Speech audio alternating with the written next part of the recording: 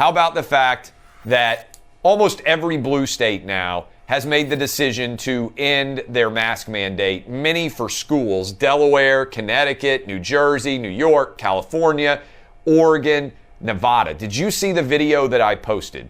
If we can splice this thing in as a part of this discussion for the shorter clips that I'll end up sharing later in the day, a lot of people have tried to argue it's no big deal that we've made kids wear masks now for 2 years. I think that's a lie. I asked my own kids before I spoke out at my school board meeting in August. I said, hey, what do you guys think about wearing masks? And they said, Dad, we hate it. I said, so if I go speak on your behalf, my fifth grader and my first grader, they said, yeah, Dad, we'd like for you to argue that kids shouldn't have to wear masks. Did you see the reaction in Las Vegas, which I believe all the casinos everywhere in the state of Nevada, going all the way back, if you look at it, to July of last year, suddenly they made the decision, we're ending the mandate. If you saw the way those kids reacted, the pure glee, the joy, as that teacher announced that there was no longer a requirement that they wear masks. What we have done in our COVID response, particularly to children, in making them wear masks, and I think I got a mask laying around in here, or I got one in my pocket or wherever it is because I'm in LA and you're supposed to be carrying around a mask. Cloth masks don't work. What we have made our kids do, if you look at all the data, there is no difference between kids wearing masks and not wearing masks. And I'll use my own backyard, basically, where I live as an example. Born and raised K through 12, public school kid in Nashville. I live now in the Franklin-Brentwood area, just south of town, if you're familiar with Nashville. Williamson County, my kids go to public school. Williamson County, no mask mandate. Davidson County, mask mandate. The rates of COVID infection in both counties are nearly identical. In fact, Williamson County is a little bit lower. The idea that mask mandates work is a complete and total lie with no justification whatsoever.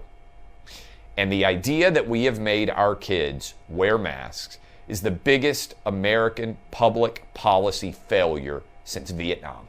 And I said it earlier today on Clay and Buck, and thank you for the nearly 12 million of you who downloaded podcast episodes in January, a new high for listenership. I said then, and I want you to listen carefully what I said then.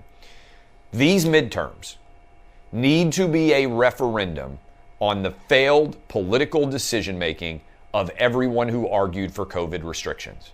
Johns Hopkins study came out, lockdowns, shutdowns, school shutdowns, none of it made any kind of significant difference. For 2 years, they have basically destroyed normalcy in life. And one reason why we need a massive turnout in the midterms is because democracies require that politicians be held accountable for their poor judgments. And you can't just point to the experts who got it all wrong and say, oh, we just tried to follow the science. No, you didn't, because the science has been clear for nearly 2 years now on many of these issues.